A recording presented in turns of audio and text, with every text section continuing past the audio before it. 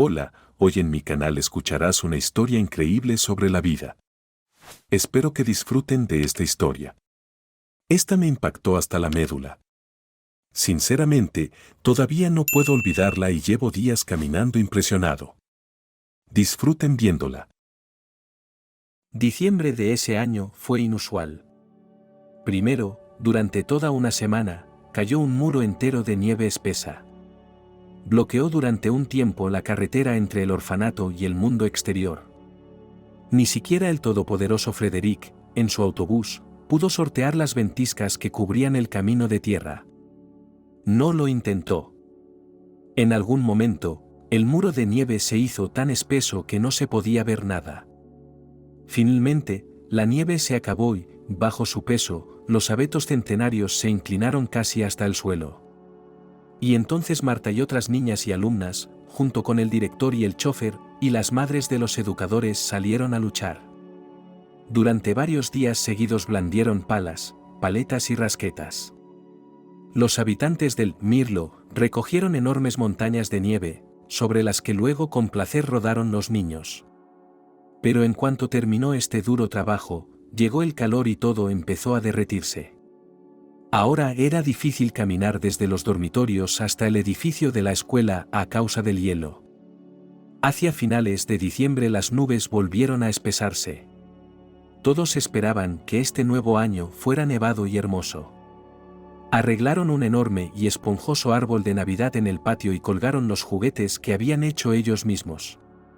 Frederick consiguió poner una estrella en lo alto del árbol desde una escalera alta. Después de la nevada, después de trabajar con los niños, después de decorar el árbol, Marta tuvo la sensación de que pronto su vida cambiaría. Pronto tendría por fin el hogar con el que siempre había soñado.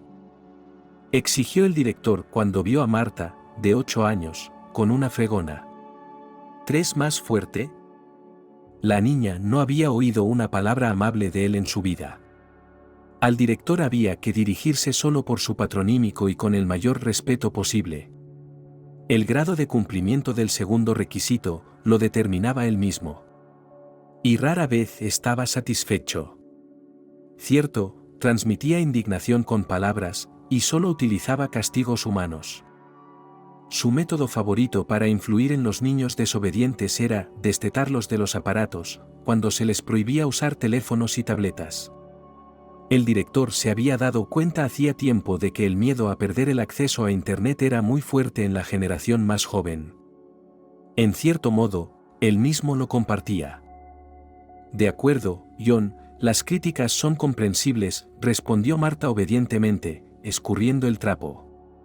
Lo lavaré y lo puliré. ¿Qué? No hay respeto.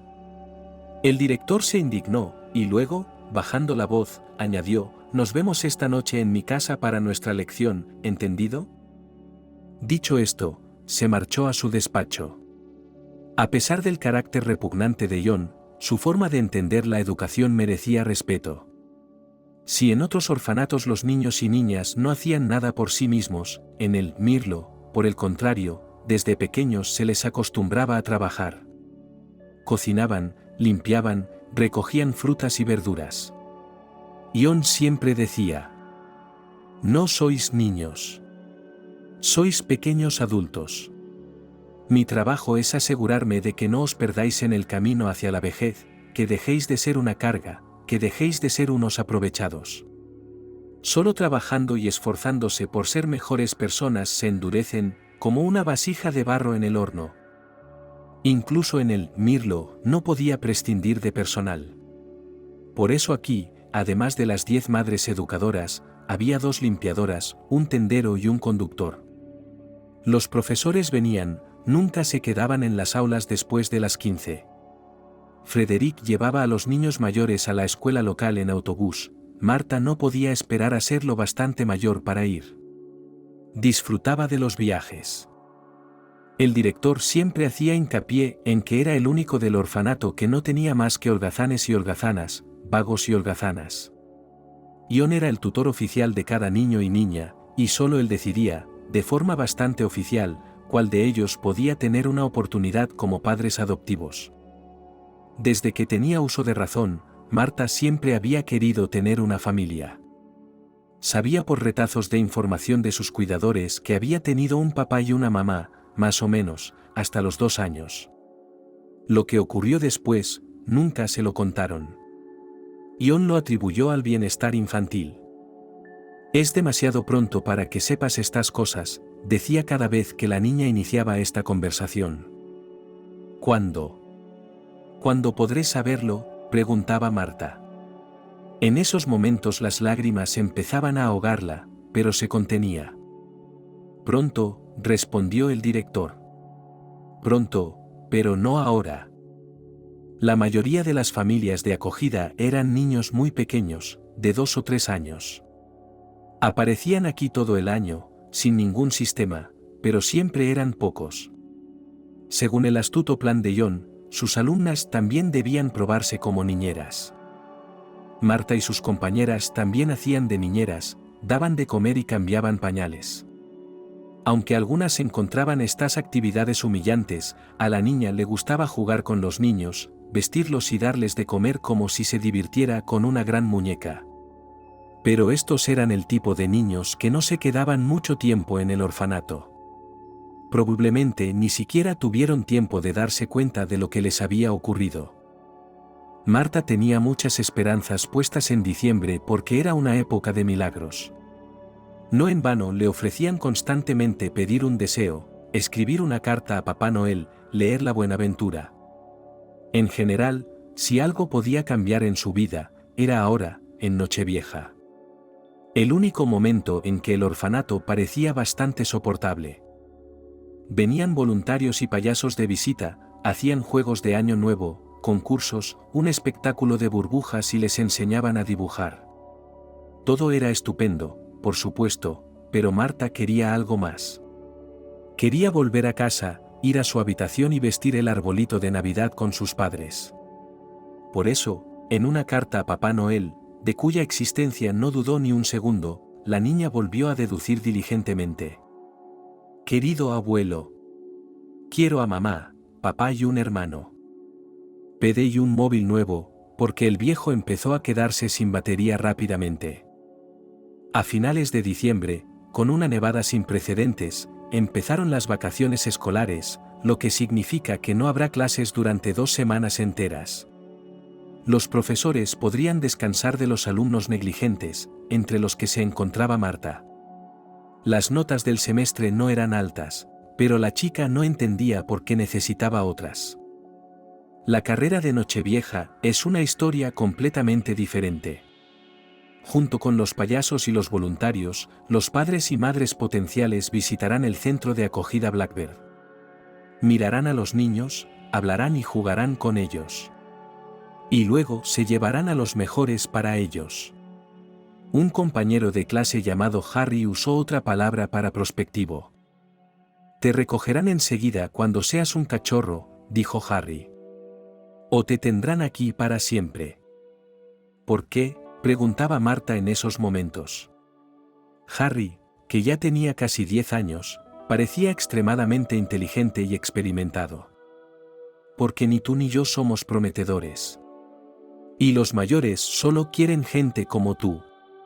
Ya sabes, obedientes y que no molesten y todo eso. La versión de Harry de sus futuros padres y madres no parecía gran cosa. Tal vez podría hacer caso a sus futuros padres, desde luego, no los disgustaría. Marta ni siquiera sabía por qué casi no había interés en ella. Bueno, había habido interés. Desde que tenía memoria, los tíos y tías que venían al orfanato habían disfrutado jugando con ella. Muchos se interesaban por sus aficiones, sus estudios y otras cosas. Pero en presencia de extraños era tímida y no podía responder a nada. Solo mugía y asentía. Y una vez incluso se desmayó. El director nunca tuvo tacto y dijo sin rodeos a los invitados, no le hagan caso, está atrasada en su desarrollo. Pero aún así la queremos. Mientras Blackbird vivía el alboroto de Nochevieja, el ánimo de la dueña de un acogedor apartamento moscovita estaba deprimido. Ese año Selena decidió no poner el árbol de Navidad, no escribir una carta a Papá Noel y ni siquiera encender la televisión.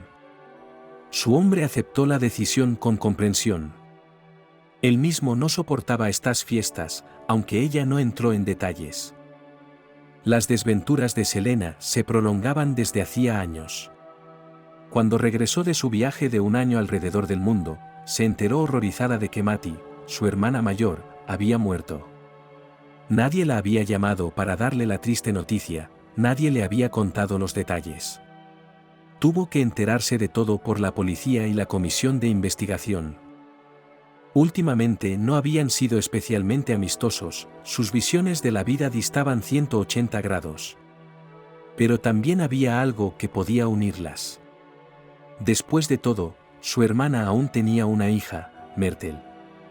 En vida, Maddie no había permitido que Selena pasara tiempo con su hija, cancelando sus visitas con diversos pretextos.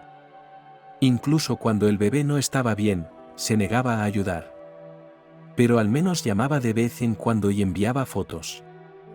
A Maddie y a ella no les quedaba nadie, ni parientes cercanos ni lejanos, pero tenían amigos comunes. Los que intentaron ponerse en contacto con la chica y no pudieron, pensaron que simplemente no estaba interesada en la vida y la muerte de su hermana. La razón del silencio era prosaica, la chica estaba en las montañas remotas, sin comunicación con el mundo exterior. Aunque el sentimiento de ansiedad de aquellos días no la abandonaba. Ahora Selena se culpaba por haberse embarcado en un viaje tan largo de autodescubrimiento y haber perdido a Myrtle como consecuencia. Por las noches imaginaba que la niña estaba tumbada a su lado, en su cuna, y le decía algo en su lenguaje infantil. Cuando la niña regresó a su país natal y se recuperó de la primera conmoción, empezó inmediatamente a buscar a su sobrina. Pero, por una extraña coincidencia, nadie pudo encontrarla. Al principio, se negaron a facilitar información, alegando datos personales. «Tienen apellidos diferentes», dijo un funcionario en una recepción personal. «¿Tiene algún documento de su hermana? ¿Copias?» «No», respondió Selena. Tardó un año en confirmar su parentesco con Maddie. Compartían la misma madre, pero diferentes padres y apellidos. Luego vinieron los interminables círculos del infierno burocrático. Selena, artista y diseñadora, no dominaba ese extraño idioma que debía hablar con los funcionarios. Y ellos no tenían prisa por dar un paso hacia ella y ayudarla en su dolor. ¿Dónde estuvo durante todo un año tras la muerte de su hermana?, preguntó enfadada la mujer del departamento de educación. ¿Por qué no viniste corriendo enseguida? Estaba fuera del país, respondió Selena. Ya lo ve, gritó la funcionaria.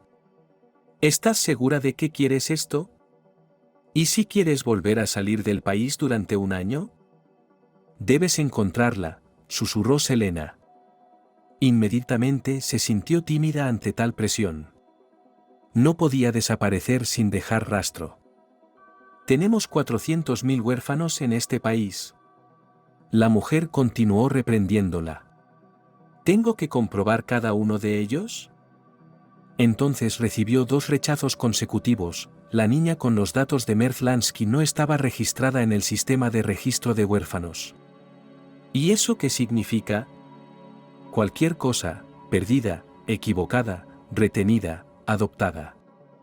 La información es confidencial y no se hará pública. Cada fallo hacía que Selena se sintiera decepcionada y sollozara. ¿De verdad habían adoptado a la niña? ¿Le habían dado un nombre y un apellido nuevos? ¿Ni siquiera podría cogerla de la mano y enseñarle algo importante?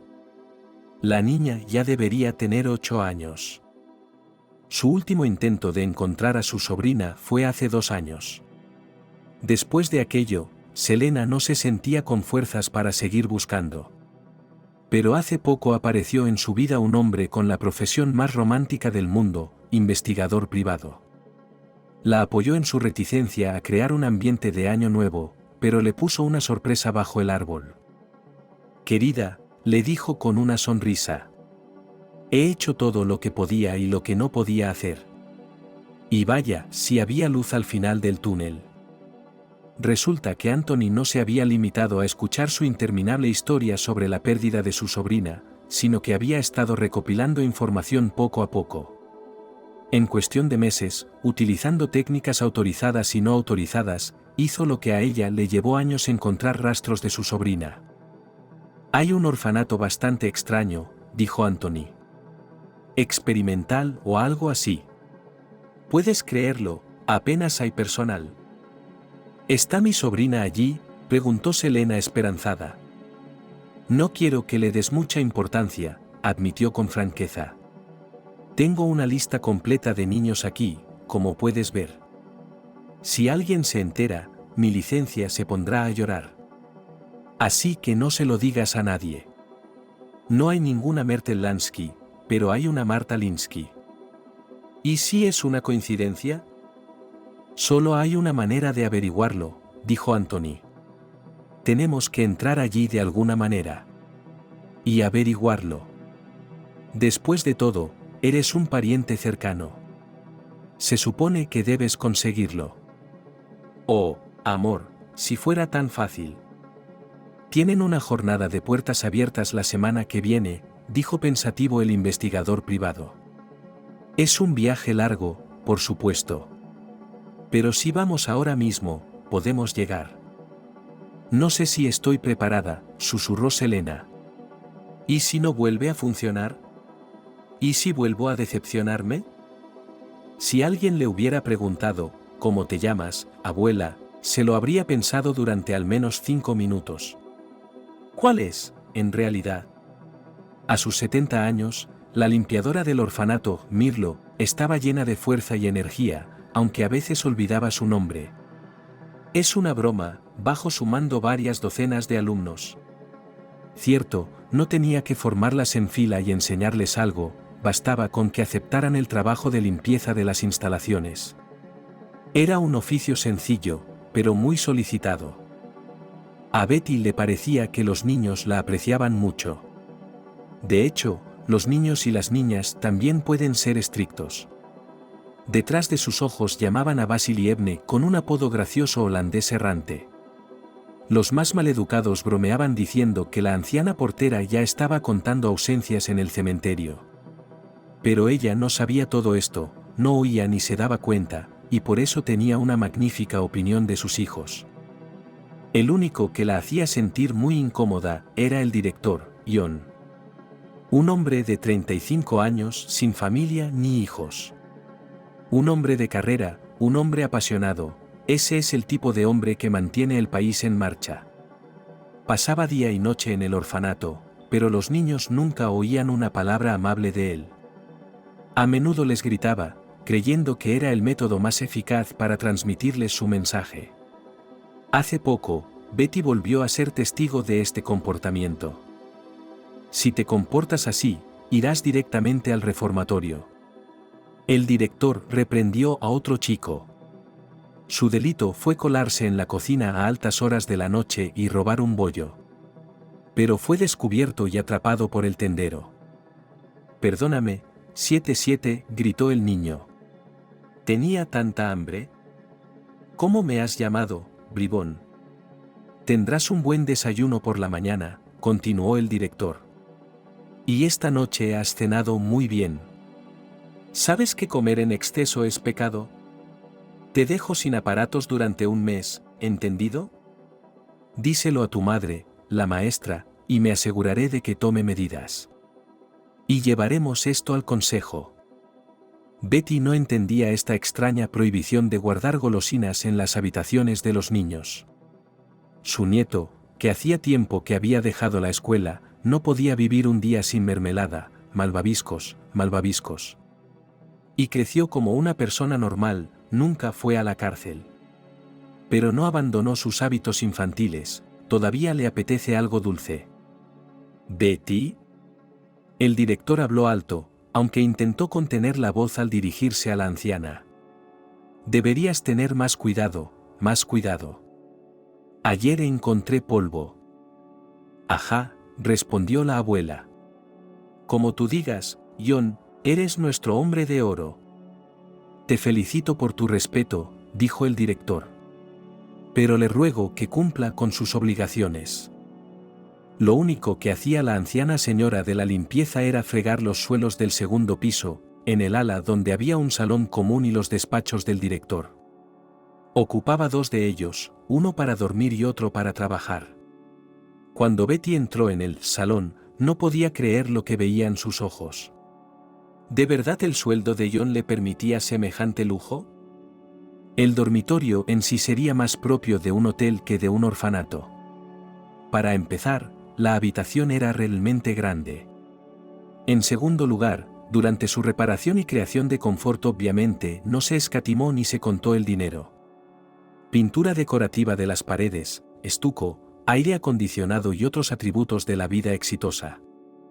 Para abrir o cerrar una ventana no había que tirar de la manivela, sino pulsar los botones del mando a distancia. Si Betty no hubiera sido limpiadora en el orfanato, no habría sabido que existía semejante milagro de la tecnología. En la esquina había una cama individual, pero ¿qué cama? A la izquierda había un mando a distancia, pero ya sin cable, que permitía ajustar la suavidad, la inclinación y varios tipos de masaje.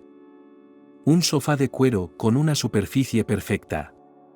Una máquina de café carísima, un reloj de pulsera de lujo, un telescopio, un ordenador portátil enorme, auriculares como salidos de una página de revista sobre el futuro lejano. Y también una cabina de ducha que parecía la cápsula de escape de una nave espacial, con tantos botones. Y todo esto debía limpiarse con diferentes trapos y medios, Dios no permita que uno lo mezcle. Betty, eres la única en quien puedo confiar, le dijo el director. No puedo confiar en nadie más, solo en ti. Eres un oro, no un ser humano, respondió la señora de la limpieza. Lo haré todo, no lo dudes. A Juan le encantaban los halagos, pero odiaba el polvo y la suciedad. Si veía una sola mancha, se ponía furioso. Y cuando sobrevino la epidemia de coronavirus, el director enloqueció de precaución. Durante todo un año, no dejó entrar voluntarios ni adoptantes. Quizá tenía razón en algo, la propia Betty estaba tan enferma que estuvo a punto de entregar su alma a Dios. Tras un mes de ausencia, regresó al orfanato y se asombró al ver que los dos despachos del director estaban impolutamente limpios. Te pido una cosa, Betty, exigió. Que nadie y nunca se atreva a entrar en mi dormitorio. Eres responsable de ella con tu cabeza. ¿Y quién va a entrar, preciosa?, preguntó la señora de la limpieza. ¿Quién? La directora se sorprendió. Los niños. Entrarán aquí y seguro que lo estropean todo. Lo harán. Así es como Betty vivió su vida, sin recordar su nombre. De todos modos, no había otro trabajo en el pueblo. Mirlo había construido su nido a 10 kilómetros de la gran ciudad, no lejos del bosque y de su pueblo natal. Y aunque no le pagaran mucho, seguía queriendo al orfanato. Y lloraba cuando veía a los niños sin padres. Si pudiera, pensó la limpiadora. Si pudiera me los llevaría a todos para mí. No se está mal aquí, pero se está mejor en mi propia casa. Entonces Betty recordó que tenía 70 años e inmediatamente se tranquilizó. Llenó un cubo de agua, no cogió una fregona, sino una fregona, no de bayeta, sino de fibra, y se fue a limpiar el segundo piso. Pero un día, al pasar por el despacho del director por la tarde, oyó algo que la dejó sin aliento y le puso la cara blanca. Vaya, John, eres un hombre de oro, pensó la conserje, agarrándose el corazón. Marta sabía guardar un secreto. En su orfanato, si decías algo en confianza, se reían de ti. Los niños no saben distinguir entre medias tintas. O aman con todo su corazón o odian con toda su alma. Por eso no tenía amigos íntimos. Si le cuentas un secreto a alguien, mañana lo sabe todo el orfanato. ¿Sabes una cosa, Harry?, me dijo un día. Y Tim me miraba. Y sonreía. ¿En serio?, sonrió socarronamente el compañero. ¿Te miraba así? Al día siguiente todo el orfanato los llamó novios. Marta se avergonzó de sí misma, pero Harry puso los ojos en blanco y le dijo que no había hablado del tema con nadie. Después de que las historias se repitieran varias veces, Marta se dio cuenta de que no se podía confiar en nadie. Los rumores eran como pestañas clavadas en el ojo, se podía vivir, pero era desagradable. Hace un año, Marta tenía un secreto. Vaya secreto. Ahora ella y John tenían una cosa en común. No muy a menudo, ni siquiera cada semana, él la invitaba a su despacho. Pero no a uno donde pudiera ir cualquier alumno. Marta tenía acceso al lugar más sagrado, el dormitorio del director. Al igual que Betsy, quedó impresionada por la belleza de la habitación. Oficialmente, sus visitas nocturnas a la habitación de John se llamaban sesiones de autodescubrimiento. Comenzaba con la reprimenda del director a Marta por su retraso en el desarrollo. Y lo decía tan a menudo y tan convincentemente que la niña le creía. D en matemáticas, enumeró. C en geografía. Inglés es apenas una B, y eso es solo las clases de escritura. Si sigue así, irá directo al bar. ¿Me oyes? Marta no tenía ni idea de lo que era un panel, y estaba demasiado avergonzada para preguntar. Sus clases con el director no eran menos extrañas que la misteriosa palabra panel. Le ponía vídeos en su enorme ordenador portátil, le dejaba ver la luna y las estrellas a través de su telescopio. Y le contaba cosas, le contaba cosas, le contaba cosas. Aunque Marta era solo una niña, sabía que algo iba mal. Pero ¿con quién podía hablar de la extraña pedagogía del director? Era la persona más importante en la vida de Mirlo. Y no tenía ni idea de que podía quejarse de él a nadie y revelar el secreto que compartían. John, preguntó, armándose de valor. Katy había encontrado parientes la semana pasada. Muy lejos, sí. ¿Dónde?, preguntó el director regodeándose. Bueno, en cómo se llame. Siéntense, 2. Te dije que estudiaras geografía. La regañaba John. Aprende geografía y matemáticas. Sin ellas, nunca llegarás a nada en la vida, y acabarás, ¿sabes dónde estás? Bien, siguiente. Que busque parientes, le explicó Marta, con los ojos bajos. ¿Y si los tengo en alguna parte? No, dijo el director. Eres huérfana, sola como el viento en el campo. Sola como una estrella en el cielo. Los sistemas vecinos parecen estar uno al lado del otro, pero en realidad están a años luz. Llevaría toda una vida llegar al más cercano. ¿Y si lo buscas? Marta continuó, pero no con tanta seguridad. Es una pérdida de tiempo, gritó el director. Venid aquí. Empecemos la lección. La niña se sonrojó inmediatamente. Aquí, en el orfanato, tenía muchas asignaturas. John trataba a los niños como adultos, cosa que no tenía tiempo de repetir. Y además de las habituales matemáticas, inglés, geografía y otras asignaturas, tenían disciplinas muy interesantes. Los derechos del niño, por ejemplo. O conflictos, donde les enseñaban a resolver las causas de las peleas y peleas infantiles. O diseño, donde una anciana les enseñaba a coser faldas, manoplas y delantales. O cocina, donde Marta prensaba galletas con un molde y aprendía a hacer ensaladas. Pero nunca había visto una enseñanza tan extraña en ningún sitio. Y sospechaba que todo estaba mal. John le daba una pastilla que hacía que el mundo pareciera desaparecer, la sentaba a su lado y le decía: repite conmigo, Marta.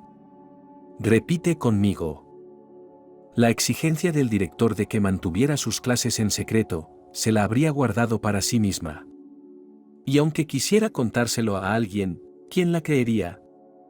Así que repitió las extrañas palabras del director, aunque eso le hizo sentir el corazón pesado y amargo. Cuando se acercaba la Nochevieja, el orfanato empezó a recibir visitas, padrinos, voluntarios, funcionarios y futuras madres y padres. Todos eran recibidos por John, y era como si hubiera sido sustituido por otra persona. En días así, el director se mostraba servicial, educado, con mucho tacto y cortesía. A Marta le encantaba este momento porque había caras nuevas en el orfanato, y ella echaba de menos caras nuevas. La niña quería que los invitados irradiaran alegría y jovialidad.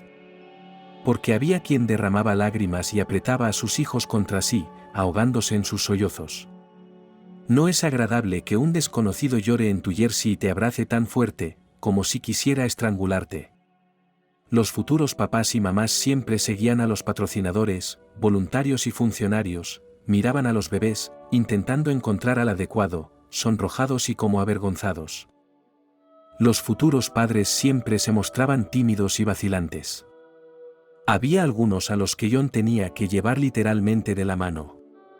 Otros temían a los niños como al fuego, y otros intentaban hablarles como si fueran perros. Y se sorprendían sinceramente de que un chiquillo de 3 o 4 años pudiera responder con sentido a preguntas aparentemente difíciles. Una vez, Marta oyó por casualidad una conversación entre un hombre serio, con una chaqueta elegante, y su mujer, con la cara llena de pomada. 911. «Mira ese», dijo el cabeza de familia, señalando casi imperceptiblemente. «Se parece a mí, ¿no crees?» «Pero si siempre hemos querido una niña», objetó la esposa, haciendo un mohín con los labios. «Mira qué niña más guapa. Alta, ojos azules. Se ve que tiene sangre noble. Como tú y yo, querida». «¿Tú qué?», la interrumpió su marido en un susurro tan alto que medio orfanato pudo oírlo. «¿Esta supuesta belleza? ¿El señor director dijo que tiene antecedentes de conducta desviada? De ninguna manera, no queremos criminales en la familia». Marta no tenía ni idea de lo que era un comportamiento desviado. Pero creía a pies juntillas que el director podía decir cualquier cosa para mantener a ciertos niños fuera del orfanato. Por supuesto, debido a su edad, Marta no podía darse cuenta de muchas cosas. Por ejemplo, ¿por qué el director se desprendía tan fácilmente de algunos niños? ¿Por qué intentaba siquiera colocar a otros y por qué mantenía a otros con él? Tenía que haber una lógica, pero ella no podía verla. Sin embargo, no podía quitarle al hombre sus dotes pedagógicas. En aquel diciembre nevado, John decidió sacar a relucir su talento como director y montó una representación real de la Reina de las Nieves. No había papel para Marta, así que se sentó en el auditorio. Esta gran sala con un centenar de cómodas sillas y un encantador escenario es otro logro del director. Aunque la niña pudo ver el ensayo general, el espectáculo en sí fue magnífico. Ahora soñaba con que algún día ella también interpretaría a Gerda. Le gustó mucho el papel, sobre todo la transformación de la niña. Junto a Marta, entre el público, estaban el mismo hombre y la misma mujer que habían estado hablando de los huérfanos unos minutos antes. «Oh, me gustaría tener a Kai», exclamó la mujer. «¡Qué actor!». «Oiga, querida», susurró el marido en voz alta. «Tiene 10 años. Si coges un niño, pues el más pequeño. Así nunca sabrá que es adoptado». Hubo un siseo indignado por todas partes. Marta estaba dispuesta a unirse a las voces de los descontentos. Pero John le había dado su extraña lección justo el día anterior, y ahora no podía concentrarse en nada. Algunos de los invitados le hacían preguntas, intentaban conocerla, pero ella no podía responder. Deambulaba y escuchaba como si estuviera medio dormida o sumida en la niebla. Sin embargo, algunos invitados podían ser persistentes. Después de la actuación, una hermosa mujer de pelo blanco y ojos azules se acercó a ella. La acompañaba un hombre al que Marta apodó inmediatamente en su cabeza infantil el guardia. No dejaba de mirar a su alrededor, ajustándose la chaqueta de vez en cuando. «Te llamas Marta, ¿verdad?», preguntó la mujer con una sonrisa, sentándose. La niña asintió. «Yo me llamo tía Selena. Mi amante y yo estábamos mirando a los niños y te vimos. Es usted maravillosa». ¿Te gustaría tomar el té y charlar con nosotras?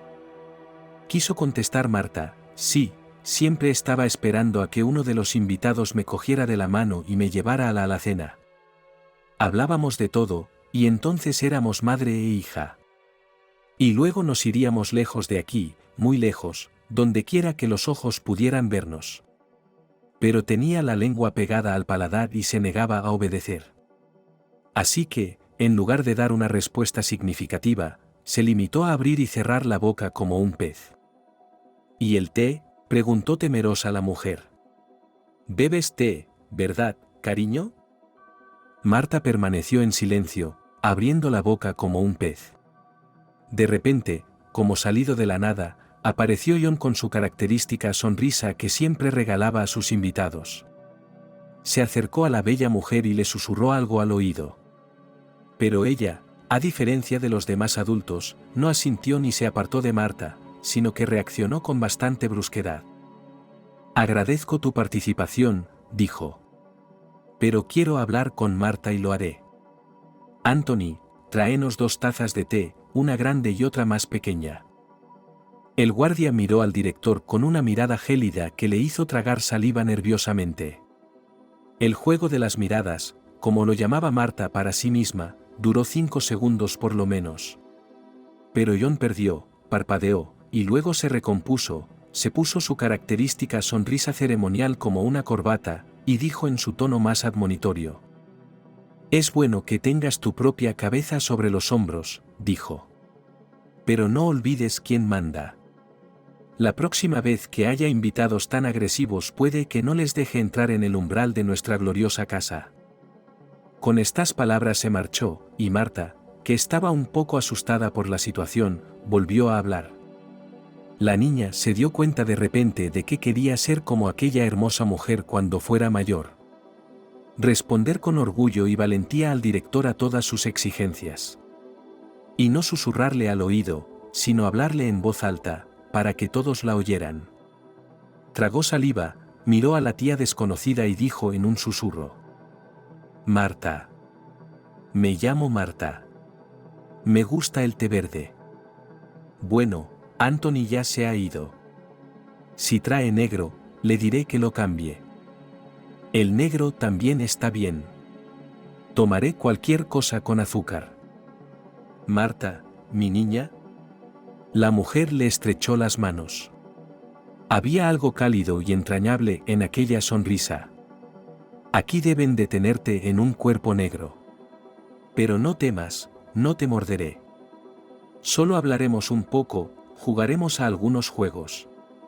«¿Qué clase de juegos te gustan, cariño?». Cada vez que terminaba la invasión de invitados, John sentía un vacío interior. Por un lado, se sentía halagado de que su orfanato para 100 niños fuera el mejor, si no del mundo, si del país. De aquí, los niños y niñas desfavorecidos salen preparados para la vida, si no completamente, si en muchos aspectos. Después de todo, ¿cuál es la principal desventaja de los orfanatos?, preguntaba John al público en reuniones y seminarios, contando las ventajas de su idea. «Allí no enseñan nada. Los cuidadores cocinan, limpian, lavan y planchan la ropa, resuelven los problemas cotidianos. El resultado no es un adulto, sino un niño grande». «¡Qué idea tan profunda!», exclamó alguien, y el director asintió. Le encantaba cuando sus palabras resonaban en el público. John sabía, conocía el tema desde dentro, pues él mismo había crecido en un orfanato. Años de vida que no le importaría borrar de su memoria le perseguían. Abundaban la comida asquerosa, las camas duras, la violencia. Se volvió duro como una corteza de pan e igual de rancio. Y al mismo tiempo, se propuso hacer otro orfanato donde las cosas fueran diferentes. Al fin y al cabo, a diferencia de la mayoría de sus compañeros, él no empezó a beber, no fue a la cárcel y no se quedó sin hogar. John aún recordaba cómo, siendo un educador verde, presentó su proyecto a un gran comité con inquietud. «El orfanato que veo», dijo entonces, «no es un orfanato en absoluto. Es solo un hogar. Un lugar donde los mayores cuidan de los pequeños, donde los niños cocinan, limpian y se lavan. Y aprenden. Después de un hogar así, estoy convencido, todos tendrán una familia. ¿Y de dónde sacarás la financiación?, preguntó despectivamente algún jefe, sin molestarse siquiera en cambiar al tú. Ion no había tolerado la falta de respeto hacia su persona desde que era joven, pero aún así se vio obligado a dejar pasar por sus oídos semejantes ataques. Tengo una idea, siseó aquella vez. Pero no sé qué camino tomar, para no ser indelicado. Fue su actitud militante la que llamó la atención de un funcionario completamente distinto, que un año después dio permiso para el arriesgado proyecto. Y nunca se arrepintió de su elección. Blackbird se convirtió en un proyecto emblemático, que en lo sucesivo le gustaría registrar en sus logros de todo tipo de funcionarios y políticos. Por aquel entonces, Ion, diplomado en magisterio durante 7 años, no tenía experiencia en gestión. No sabía lo que era la contabilidad, ni de dónde salían los alimentos y las necesidades básicas en una institución presupuestaria. Pero en su orfanato ideal veía una jerarquía muy distinta, con un solo jefe. Eso era lo realmente importante para Ion. Solo él, sus madres y el personal subalterno. Y la idea al rojo vivo, aprobada en la cumbre, era gestionar las finanzas de los huérfanos. Al fin y al cabo, no todos los chicos y chicas eran mendigos como los ratones de iglesia. Algunos tenían propiedades inmobiliarias a sus espaldas, otros contaban con el patrimonio de sus padres. El propio patrón reunió en su orfanato a varios niños, a primera vista innecesarios para nadie. Pero gracias a ellos había una suma de dinero en las cuentas de la institución de la que se podía disponer en interés de mirlo. Todo iba bien, honor, respeto, recursos financieros con los que solo se puede soñar. Pero ayer. Esto es inaudito. Gritó, sentado en su despacho. ¿Inaudito? Ni pensarlo, exclamó Ion a quién sabe quién. Estos ricachones, estos advenedizos quieren llevarse a mi princesita. Su oro, al que dedicó 5 años de su propia vida. Y le dedicará aún más. Fue por ella que renunció a su carrera, incluso temporalmente. Fue por ella que inventó nuevas formas de enseñar. ¿Y cómo le pagó Marta? Traición total. Blackbird era diferente de otros orfanatos. Por ejemplo, tenía su propio autobús que llevaba a los niños de excursión o al lago en verano. Ion pudo negociar con famosos, actores, músicos, blogueros, que visitaban el orfanato y trabajaban con los niños. No tan a menudo como le hubiera gustado, pero era mejor que nada. Sin embargo, Marta no tenía con qué compararlo, siempre había vivido aquí, desde que tenía uso de razón. ¿De qué hablabas con ellos?, preguntó amenazadoramente el director. Respóndeme rápido. No me acuerdo, admitió Marta con sinceridad. Era mi tía. Y yo, después de tu clase. No podía hilvanar 2 palabras, para ser sincera. La directora se ruborizó y empezó a tragar saliva, igual que había hecho ayer. Pero se recompuso rápidamente y continuó con su interrogatorio. Espero que no les hayas contado nuestro secreto. Dijo Ion, y en su voz la muchacha oyó notas inusuales. ¿Está asustado? No, respondió Marta. Claro que no lo está. No se acuerda de nada. Sí que me acuerdo. Desde luego no hablamos de ti, dijo Marta. Eso está bien. Pórtate bien. No vuelvas a acercarte a esa tía, ¿me oyes? ¿Por qué? La chica se sorprendió. Dijo que quería llevarme lejos. ¿Llevarme lejos, te imaginas? Quería decirle al director que tenía esperanzas de tener su propia casa. Ya se veía en ella su propia habitación, muy pequeña, lo justo para poner una cama, una mesa y un armario para los juguetes y la ropa. Pero sería suficiente para ella, no era mucho para ser feliz. Pero el director no estaba dispuesto a escucharla, y mucho menos a compartir su esperanza de felicidad. Reprimiendo las ganas de gritar y chillar, Ion se echó a reír. Levantó a Marta, la puso en su regazo y empezó a decirle lo intrigantes que eran los adultos. Que le daban esperanzas, llenaban su joven corazón de expectativas y luego la traicionaban. Sonaba convincente, porque el director es un hombre con mucha experiencia y entiende literalmente de todo. «Pero, ¿por qué?», preguntó la niña, llorando. «¿Pero, por qué? ¿Qué le he hecho para que me traicione?». «No hiciste nada, pero de eso se trata». «Te traicionan solo porque pueden», respondió el director con una sonrisa, secando las lágrimas de la huérfana. «Vamos, repite conmigo, niñita». Y empezó a repetir las palabras, lo que puso la piel de gallina a Marta. Pero de repente se sintió bien y tranquila, y empezó a decir lo que Ion quería que dijera. Incluso sin la píldora. Anthony creía que nunca había amado de verdad, y que en su corazón no había lugar para ningún sentimiento ligero. Además, había tenido una mala experiencia en su vida cuando se había casado, pero no era lo suficientemente rico para su mujer.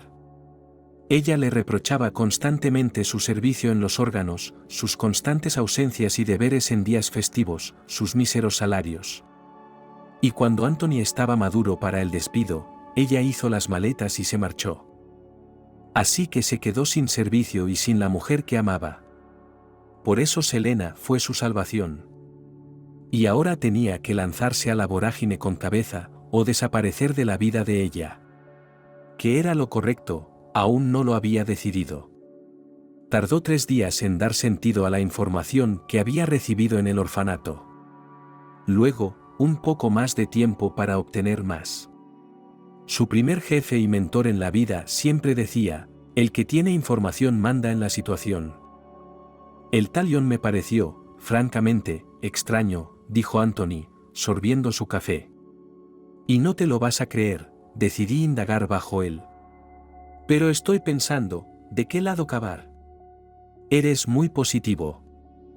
¿Qué se te ha ocurrido?, preguntó Selena con impaciencia. Admiraba a su hombre, su ingenio y su desinterés. Bueno, no te aburriré mucho, indagué desde el punto de vista financiero, explicó el investigador privado. Y, aunque no lo creas, se trata de un orfanato muy extraño. Muy extraño. ¿Qué tiene de extraño?, se preguntó Selena.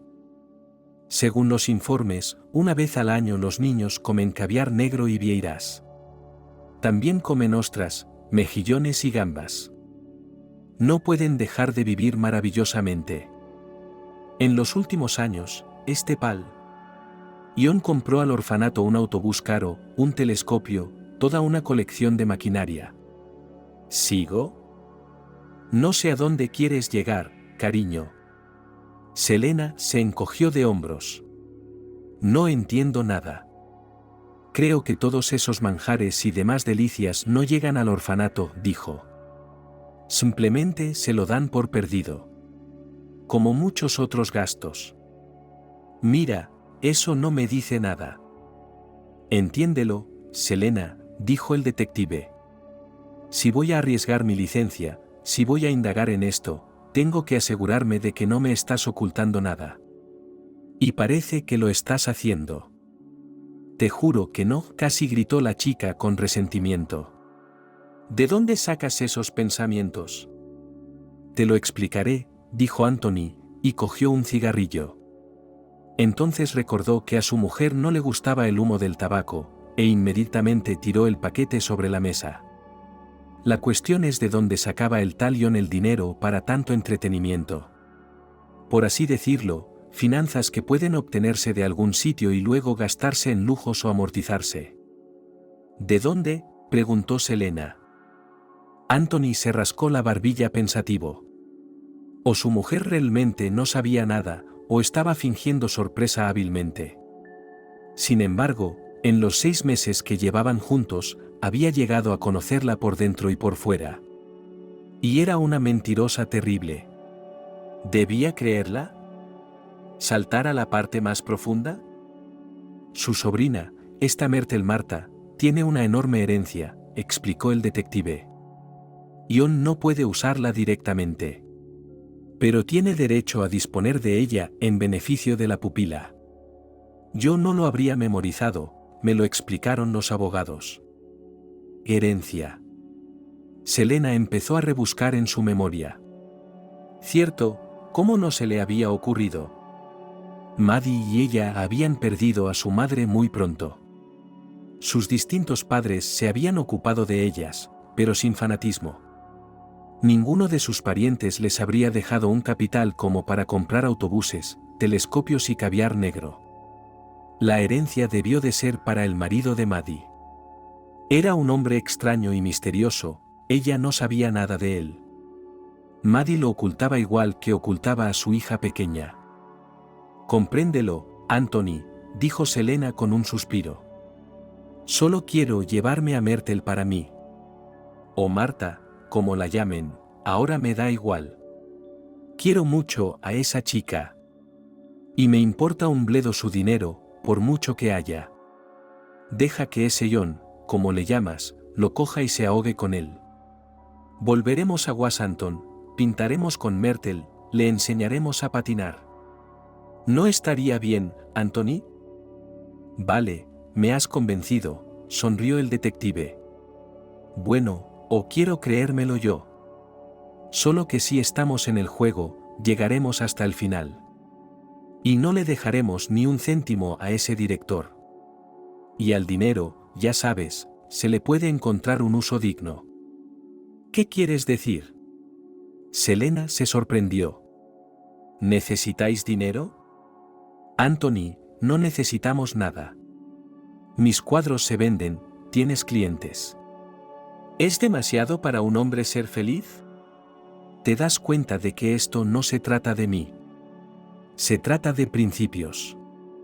¿Por qué el dinero de tu sobrina debería acabar en los bolsillos de unos embaucadores? Cuando hay quienes realmente lo merecen. No veo a dónde quieres llegar con esto, negó con la cabeza. No temas, querida, tengo un plan. Lo he pensado detenidamente, consultado con abogados. ¿Qué clase de plan? Seguro que te gustará el principio, dijo Anthony y se arrodilló delante de Selena. Angélica valoraba su tiempo, literalmente, cada minuto. Durante 10 años de su vida había estado trabajando para conseguir su objetivo de convertirse en abogada. Primero, 5 años de intensos estudios en la universidad.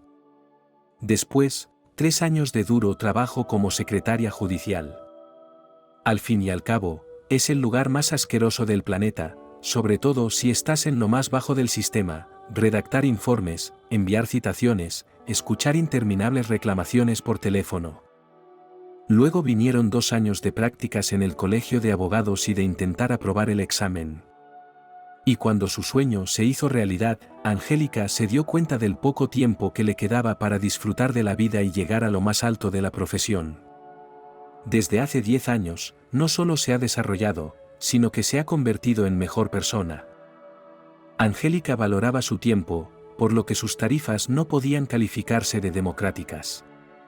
Más bien al contrario, los precios eran muy autoritarios. Pero había una explicación sencilla. Angélica abordaba cada situación con un deseo maníaco de ganar. Utilizaba cualquier método para lograr su objetivo. Y siempre ganaba. ¿Por qué me has elegido a mí?, preguntó mirando a la encantadora rubia. Había algo creativo en ella, en sus ojos, en su pelo, en sus gestos. No es mi especialidad. Me la recomendaron, se encogió de hombros el cliente. Dijeron que usted era el único que podía llevar un caso tan complicado. Dijeron que era usted el mejor abogado. Abogado, corrigió ella con una sonrisa. No le gustaba que llamaran a su profesión una palabra de hombre. Pero eso no cambiaba la cuestión, por desgracia. Las disputas familiares son una zona gris de la justicia. Muchas de las cosas que puedes leer en libros inteligentes no funcionan realmente. O no funcionan en absoluto. Angélica no estaba dispuesta a renunciar a su trabajo. Un caso nuevo e interesante en el que puede demostrar tanto erudición como creatividad, ¿Qué puede haber más bonito? Ella solo estaba rellenando su precio, un abogado siempre hacía eso para mostrar a sus clientes su propia importancia. Y tampoco le gustaban esos colegas que desde los primeros minutos irradiaban confianza en el éxito. No, la suerte no solo ama a los preparados, sino también a los precavidos. Al contrario, es necesario sembrar en el alma del cliente una desesperanza total. Y entonces la victoria será realmente deseable para él. En jurisprudencia nunca se puede estar seguro al 100% de nada. No hay dos litigios iguales, lo que significa que en cualquier momento algo puede salir mal. Bueno, dijo Angélica, después de leer los documentos. El caso parece perdido. Te das cuenta de que si la institución educativa te negó la custodia nada más empezar el proceso. Parece un poco presuntuoso acudir a los tribunales. Tengo unas en la manga, dijo el hombre al que Angélica había tomado por un guardia de seguridad sin palabras. Parecía muy sólido, como un gánster italiano o un empresario de éxito de los años 90. Ni siquiera una carta de triunfo, sino varias. Bueno, colega, dijo el abogado con una nota de irritación. Todas las cartas de triunfo deberían estar sobre mi mesa. Y entonces yo mismo diré cuáles se pueden utilizar y cuáles no. Verá, Selena intentó aliviar la tensión. Tenemos la sospecha de que Marta es mi sobrina. Pues haz una prueba de ADN, Angélica se encogió de hombros. Dios mío, vivimos en el siglo XXI. Es tan fácil. Ya hemos consultado a especialistas, dijo Selena. Verás, mi difunta hermana Maddie, la madre de Myrtle. Quiero decir, Marta era mi media hermana. Tenemos padres diferentes. Y en esta situación, una prueba de ADN, ¿qué fue lo que dijeron, Anthony? La prueba puede no ser informativa, el hombre la ayudó. Angélica se preguntaba. No hacía mucho se había enfrentado a una situación similar y sabía por experiencia propia que no era fácil demostrar el parentesco en este caso. Además, no siempre servirá de base incondicional para la entrega del niño al supuesto pariente. ¿Qué otras bazas existen?, se pregunta. El caso empezaba a interesarle cada vez más. Verás, dijo Selena, fuimos a casa de John a negociar. Fue él quien nos invitó. Y dijo cosas difíciles de creer. No sabemos cómo se suelen llevar a los niños detenidos, pero hay algo que no cuadra. ¿Qué ha pasado ahí dentro?, preguntó el abogado. Pensó que debía dar un presupuesto a sus nuevos clientes antes de dejarse llevar demasiado por la historia y que la convencieran de rebajar sus honorarios. Se lo contaré todo. En Nochevieja, el orfanato Blackbird estaba encantador. La entrada principal estaba decorada con árboles de Navidad, guirnaldas, cintas de colores y figuras de renos.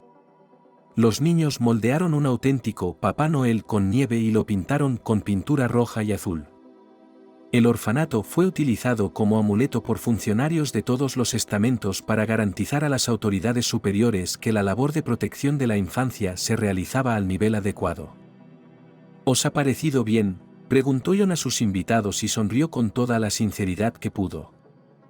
Sí, respondió Selena. Mi marido y yo lo hemos pensado detenidamente. Queremos quedarnos con la custodia de Marta. Nos gusta mucho. ¿Verdad, Anthony? Sí, asintió él. Mucho. Oh, yo no lo aconsejaría, dijo pensativo el director. ¿Por qué querríais vosotros, los jóvenes, arruinaros la vida con un niño problemático? Verá, he pasado por tantos niños y padres adoptivos que puedo adivinar de un vistazo si todo saldrá según lo previsto. Se suponía que su orfanato era de primera categoría. Por eso celebraba las conversaciones con los tutores y adoptantes presentes y futuros no en el pasillo, en un banco, sino en una auténtica sala de reuniones, que arregló a costa de los fondos de los patrocinadores. Una mesa blanca y ordenada, sillones mullidos, aire acondicionado, una nevera con agua limpia, todo ello propiciaba una comunicación productiva. Ion creía que podía convencer a cualquiera de su rectitud. Y en un ambiente tan favorable. Señor director, dijo Selene, conteniendo un arrebato interior de rabia. No estamos diciendo que tengamos que acogerla en nuestra familia ahora mismo. Somos de fuera, como usted señaló en la jornada de puertas abiertas. Pero no nos faltan fondos. Alquilamos un apartamento aquí, compramos una cuna. Anthony ya está buscando trabajo. Él está en la demanda. Oh, joven y verde. Ya ves, no se trata de objetos materiales. El Mirlo tiene las mejores instalaciones del país, se lo aseguro. Los niños lo tienen todo, y es poco probable que usted pueda darles más. No es necesario. Marta es solo una niña muy difícil. El director guardó silencio un momento, como saboreando sus propias palabras. ¿Sabes? Tengo un sentimiento especial y sentimental por ella. Vino aquí cuando Blackbird solo tenía 6 meses. ¿Qué fue de sus padres?, preguntó Selena. No preguntes, la despidió el director. De todos modos, no te lo diré. ¿Te das cuenta de que no podemos divulgar información confidencial? Bueno, Marta creció literalmente en mis brazos. Cuando construí esta casa, era joven y romántico. Sentí que podía reemplazar una familia para los pequeños. Le agradecemos su franqueza, le interrumpió la chica. Pero aún no he obtenido respuesta. No interrumpas, escúchame, exigió el director. Sin respeto. Así que, en todos los años que he visto crecer a Marta, no hay optimismo. No tiene amigos. No tiene aficiones. No tiene interés en nada. Como puedes ver, apenas puede hablar. Me temo que necesitará supervisión constante, incluso después de que sea mayor de edad. ¿Estás preparado para eso? ¿No volverás corriendo a mí en 6 meses y me pedirás que las cosas vuelvan a ser como antes? No nos asustan las dificultades, le interrumpió Selena. De verdad que no sé cómo convencerte, te lo juro. Pero estamos dispuestos a trabajar con Marta, me tiene muy enganchado. ¿Verdad, Anthony? Oh, sonrió Juan. Vio que la persuasión suave no funcionaba y decidió usar la fuerza dura. ¿Crees que has venido a este lugar y puedes comprarlo todo? Pues deberías saber que hay cosas que no están a la venta.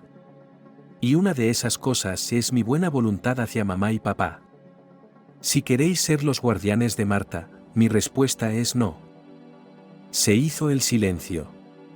Si Anthony estaba preparado para semejante acontecimiento, fue como si hubieran vertido un cubo de agua helada sobre Selena. De repente se sintió fría y temblorosa. El hombre le cogió la mano con la alianza, pero ni siquiera eso tuvo efecto tranquilizador. Vamos al juzgado, susurró la chica. No daba crédito a lo que oía. Nos quejaremos en todas partes. En todas partes. Haced lo que queráis, agitó la mano el director. ¿Quejarnos dónde? ¿A los medios de comunicación? La información es confidencial, lo he dicho muchas veces. Si haces pública la historia, no podrás acoger a un niño en tu vida, no solo acoger a un niño, sino poner un pie en el umbral del orfanato. ¿Has pensado en todo?, volvió a susurrar Selena. Pero, ¿por qué? Oh, no intentes adularme.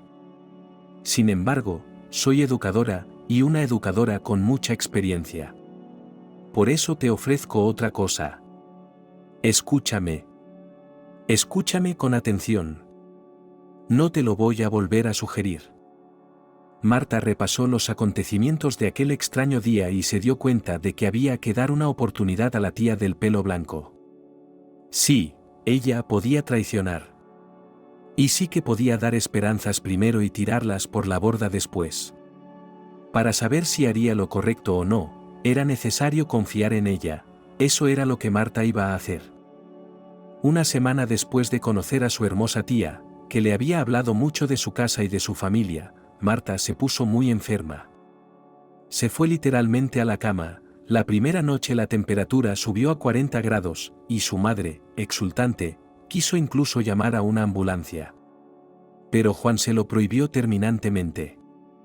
Ordenó tomar medidas para poner en cuarentena su celda, no dejar salir a nadie durante 3 días, no usar teléfonos. ¿Qué tienen de malo los teléfonos?, se preguntó el maestro. ¿Son niños? Se sientan en sus teléfonos todo el tiempo. Comen, incluso van al baño. Y cuando llamas, no cogen el teléfono, no oyen. Dime, ¿has oído hablar de TikTok?, preguntó John con su voz arrogante. Bueno, contestó el profesor. ¿No querrás que un vídeo de niños enfermos de Blackbird, como dicen, se vuelva viral? ¿Que se convierta en trending? La madre educadora cerró los ojos con una palmada. Lo de TikTok, por supuesto, lo había oído, pero el resto de palabras ingeniosas no las conocía de nada. Sin embargo, por el tono de la directora, la respuesta correcta empezaba a ser obvia. No, claro que no, contestó ella. No quiero virus ni nada de eso. Señor. John la ayudó. Director. A diferencia de su subordinado, no parecía asustado. Y no solo porque un aumento a corto plazo de la temperatura por encima de los 40 grados no fuera peligroso para la salud del niño. Es que hasta ahora todo iba exactamente según su plan. Y a John le gustaba cuando no solo controlaba una situación, sino que la controlaba. Después de esperar una semana tras la desafortunada conversación con la rubia arrogante y su gilipollas, el director ordenó una clase de educación física al aire libre. Y justo después, invitó a Marta a helado de arándanos, su golosina favorita. Ahora lo principal era no pasarse, controlar el estado de la chica. Más le valía estar enferma un mes, nada menos. Hizo un curso de enfermería en la Universidad Pedagógica. Con ellos pudo trabajar a tiempo parcial por las tardes y noches en el hospital local como camillero, una experiencia excelente, aunque el trabajo es repugnante. Sin embargo, como el joven John no pidió a sus colegas temporales que le llamaran enfermero, no escucharon sus peticiones. Incluso en su libro de trabajo escribieron su profesión de enfermero con sorna. Entonces podía perdonar la falta de respeto, pero ahora no. Llevó a Marta a la sala de aislamiento médico, escuchó a la niña con su propio fonendoscopio, pulmones sin sibilancias, normales. Solo gripe. Volvió a pensar en la desafortunada conversación con Selena e intentó averiguar qué había hecho mal. Soy educador. Y espero que mi nombre se escriba con letras de oro en la historia de la pedagogía, se dijo.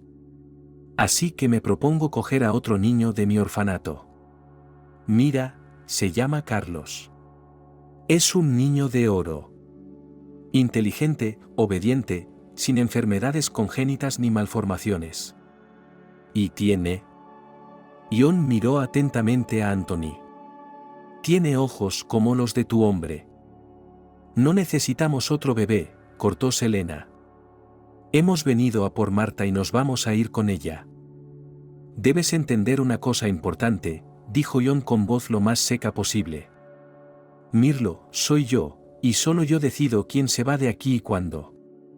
Daré una opinión negativa sobre vuestra solicitud para Marta, se encogió de hombros el director.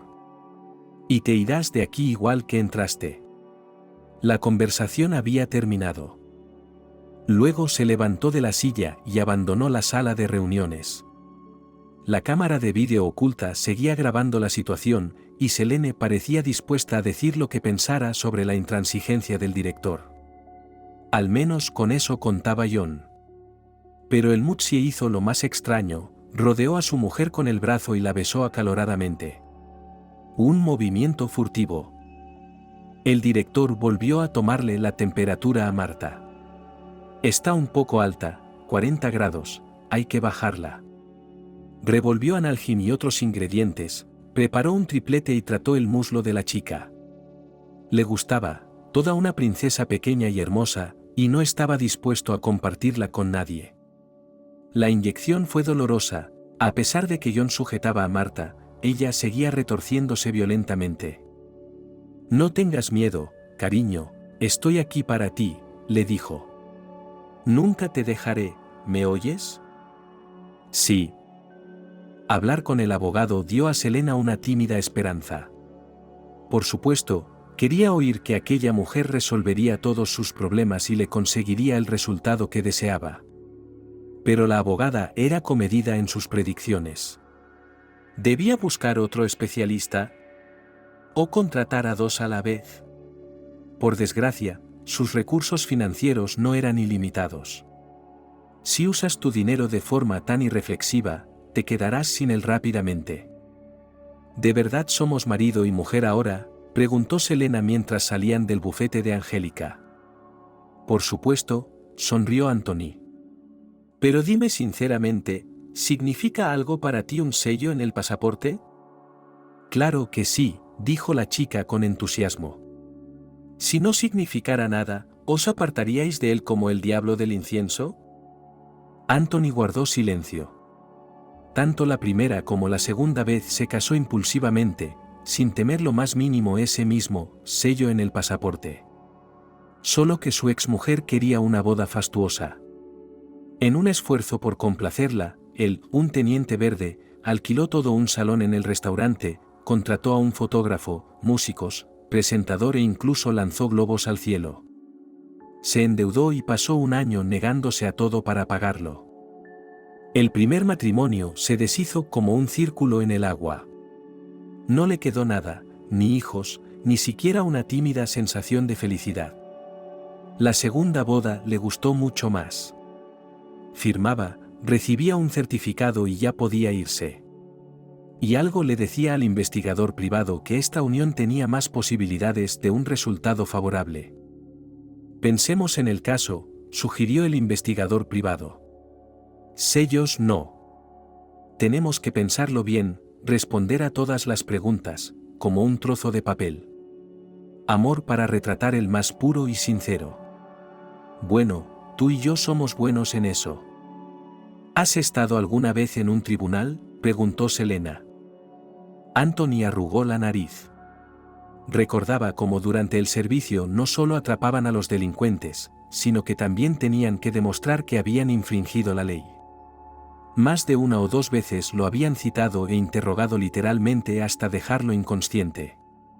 Cómo llegaban hasta el delincuente, cómo lo detenían, si le leían sus derechos. Lo más frustrante era cuando las respuestas de Anthony no satisfacían al juez o al fiscal.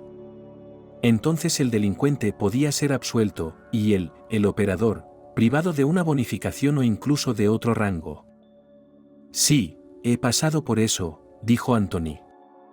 Te diré una cosa, lo principal en un juicio es no decir demasiado. Solo lo que quieren oír de ti. ¿Cómo sé lo que quieren oír?, preguntó Selena. Seguramente Ángela nos lo explicará todo. Y nos lo contará. ¿Ángela? La chica se indignó. ¿Así es como la llamas? ¿La conoces? Lo siento, cariño. No, vamos a hablarlo enseguida, para que no haya confusiones, dijo Anthony. No pasa nada, no me ofendo. Llamo a todas las mujeres que juegan de nuestro lado como familia. ¿Lo entiendes? Además, poniéndote a ti y a ella uno al lado del otro. Bueno, la elección es obvia, supongo. Selena ahora se sentía mal por haberle levantado la voz a su marido. Seguía sin entender cómo se había atrevido a pedirle matrimonio. Y no solo se lo había propuesto, sino que había organizado la boda al día siguiente. Por supuesto, ella había imaginado su boda de otra manera. Un vestido lujoso, velo, invitados, fotógrafo. Pero, en realidad, ¿a quién podía llamar? No tenía amigos aquí, ni familia. Anthony, sabes, llegaste a mi vida como un premio de lotería. Voy a preocuparme todo el tiempo de que te gané por error. O que te roben. ¿Te lo crees? Al investigador privado le avergonzaba el sentimentalismo, y en su trabajo anterior estaba acostumbrado a ocultar las emociones. Siempre hay que ser el tipo valiente y fuerte que gana pase lo que pase. Y el estrés se alivia con alcohol o corriendo durante la noche de Washington. Tuve que acostumbrarme a una nueva forma de vida, respetable, ejemplar. Quiero que tú y yo hablemos de esto, dijo. Y piensa si Angélica, necesita saberlo. ¿De qué se trata?, preguntó ella. Mientras estábamos allí, salí a fumar. ¿Puedes creer que este orfanato tenga una sala para fumadores? Para huéspedes con pipas, nada menos. Pero, ya sabes, yo estaba trabajando un poco. Hablé con uno de los empleados. ¿Y qué le dijo? Verás, ella pensó que yo era un policía, así que me confesó como un sacerdote. No suena muy creíble, pero entonces, ¿por qué me mentiría? La enfermedad era repugnante.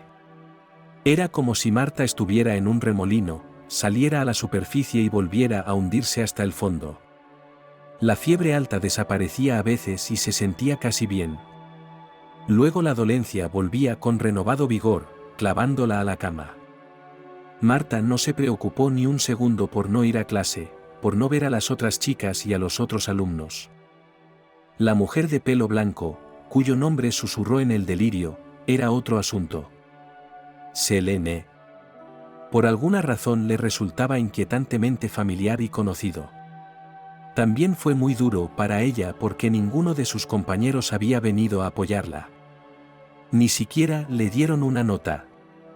El director le prohibió usar el teléfono y la tableta, decía que era perjudicial durante una enfermedad así. Solo su madre la miraba cada 1 o 2 horas, le tocaba la frente y suspiraba. Pero el propio John estaba siempre cerca y de muy buen humor. Los primeros días durmió literalmente en la cama de al lado, tomándole la temperatura 2 veces por noche. Le daba jarabes y polvos desagradables, le traía bocaditos de arándanos recién hechos. La ayudó a subir al retrete, gracias a Dios, no entró en territorio prohibido. Se mostró muy implicado y educado de una forma que ella nunca le había visto antes. Nunca te dejaré, dijo John. Siempre estaré contigo. Esas palabras, que en otra situación la habrían hecho estremecerse, eran apropiadas esta vez. Resultó que el director conocía tan bien como un médico diversas píldoras e inyecciones. Al tercer día, sin embargo, el médico vino a verla y elogió a John por su tratamiento. Evidentemente es gripe, dijo. Debemos vigilar su temperatura y bajarla si sube por encima de 38,5. Enjuagues de garganta, mucha agua, cápsulas antivirales. Doctor, Marta resolló. ¿Cuánto tiempo voy a estar enferma? Si Dios quiere, al 5.º día estarás bien, sonrió el médico. Escucha a John. Estarías perdida sin él. ¡Qué mentor! Mirlo, tiene mucha suerte de tener un dueño tan maravilloso viviendo y trabajando aquí. Marta no hizo su pregunta sobre la duración de su enfermedad por curiosidad. Solo intentaba calcular cuántos días la esperaría Selena, su nueva madre. Quizá 1 semana sería suficiente para ella. ¿Y 2? ¿Y 3? No hay forma de saberlo con seguridad. Los adultos pueden actuar como niños a veces. Si te quedas aquí en total aislamiento durante más de 1 semana, verás todo tipo de reacciones. Selena debe pensar que Marta es una niña grosera y arrogante por ni siquiera llamarla o escribirle. Aunque no sabía el número de teléfono de su futura mamá. John, susurró la niña mientras el director regresaba a su improvisada habitación. ¿Dónde está Selena? ¿Preguntó por mí? ¿Recordaste su nombre? Gritó el hombre, lo que sobresaltó a Marta, pero se recompuso. Claro que sí. Pasó por los niños como gatitos en una feria. Este es enclenque, y este tiene los ojos enfadados. Una mujer terrible. Así que la eché. Esta noticia hizo que Marta se sintiera peor. Tuvo otra fiebre alta que no desapareció durante una semana. Cuando se recuperó, estaba tan agotada que solo podía comer avena con una cuchara y beberla con nata agria. El recuerdo de la hermosa mujer de pelo blanco le parecía ahora un sueño. Jon, en cambio, le resultaba mucho más simpático. Incluso estaba dispuesta a perdonar sus constantes desplantes y sus extrañas actividades. También estaba dispuesta a esperar que su madre volviera a verla. Después de todo, solo tiene 8 años. Ahora va a estudiar mucho, a sacar matemáticas y geografía, a aprender a escribir poesía. Y actuar en la próxima obra, por supuesto. Entonces no faltarán padres potenciales. Selena estaba en el juzgado por primera vez. Angélica la convenció de que tenían que actuar con rapidez, y así tendrían al menos una mínima posibilidad de éxito. Selena envió varias cartas y paquetes al orfanato. Creó una página de Facebook ejemplar. Y sin embargo, ir a juicio. Selena siempre había pensado que era un lugar muy oscuro donde se truncaban las esperanzas y los sueños. No tenía ni idea de cómo eran las sesiones, ni de qué decir, ni de por qué los jueces llevaban togas tan ridículas. Cuando se encontraron en el juzgado el día de la vista, Angélica estaba de muy buen humor. Se sentía como pez en el agua en esta casa del Estado. No sabes la suerte que tenemos, dijo la abogada. La vista se programó solo 3 semanas después de la presentación de la demanda. Tampoco creo que retrasen la decisión. No mencionó que tenía que hacer uso de cierta fuerza. Otras demandas habían tardado meses en resolverse sin ninguna esperanza de rapidez. Pero sus clientes, por alguna extraña coincidencia, siempre tenían suerte. Selena tenía miedo. ¿Si se tomaba una decisión en los próximos días, y si no era a su favor? ¿Qué deberíamos decir?, preguntó Selena. ¿Cómo debemos comportarnos? Yo hablaré, dijo Angélica, y su tono parecía un poco arrogante. Si te hacen preguntas, piensa en lo que el juez quiere oír. Sois una familia positiva, sin malos hábitos, el marido es un excelente policía, ya jubilado. La madre es una artista. No necesitas acusar a nadie de nada ni inventarte nada, ¿vale? Hace 2 semanas, el abogado se reunió además con Anthony y escuchó su historia sobre lo que podría estar pasando en el orfanato. ¡Ah, qué hombre! La vida personal de Angélica no iba bien. Ya tiene 39 años, y la felicidad femenina no la ha encontrado. Bueno, algunos tienen suerte en el amor y otros en sus carreras. Jon estaba delante del despacho del juez, y tenía buen aspecto. La abogada observó para sí que su traje no costaba más de 200.000. Gemelos caros, cinturón elegante. El aspecto general estropeaba el bolso cinturón, tan popular en los 90. No estaba claro por qué se lo había puesto a su impecable traje. No es un gusto extraño, dijo Angélica, como si hablara al vacío. Es la ausencia total de él. ¿Has dicho algo?, preguntó Jon. Se dio cuenta de que era educado, cortés e incluso atractivo. He dicho que probablemente seas el legendario director del Blackbird, sonrió Angélica. He oído hablar mucho de usted. Merci, respondió Jon. ¿Y usted debe de representar a los mismos locos a los que negué la custodia de uno de mis pupilos? El abogado asintió. No quería continuar la conversación y malgastar su energía. Tampoco soportaba que se retrasara una vista. Por lo tanto, solicitó que los juicios con su participación se celebraran por la mañana. El caso fue confiado a Selibirstova, una juez con una larga experiencia. Ella ya había acudido a sus juicios, los sentimientos eran encontrados. La secretaria dijo en voz alta, y Angélica le mostró inmediatamente su identificación y la orden judicial. Por favor, pase a la sala 4. Selena, que estaba en el tribunal por primera vez, quedó impresionada por el diseño de la sala. Techos altos, un mostrador como en las películas americanas, unos bancos preciosos.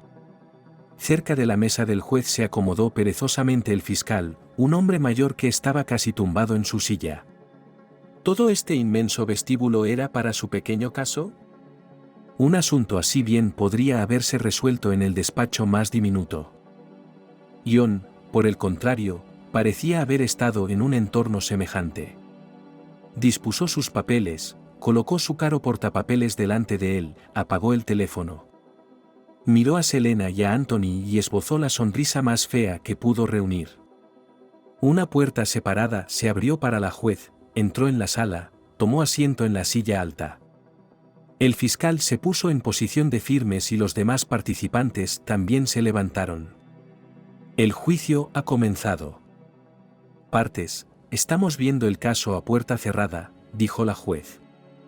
Están prohibidas las fotografías y las grabaciones de vídeo. Y por revelar información podéis ser procesados, el fiscal no mentirá. La vuelta al equipo se hizo aún más difícil por el hecho de que Harry había sido acogido en una familia de acogida. La misma niña traviesa que ahora tiene 10 años. Creó una página en las redes sociales donde colgaba alegremente fotos de su nueva vida. Aquí está su encantadora habitación.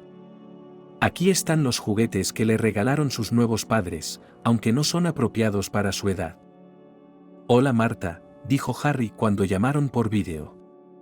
¿Te encuentras mejor? No lo sé, respondió Marta. Todo ha sido muy rápido. Tú y la familia.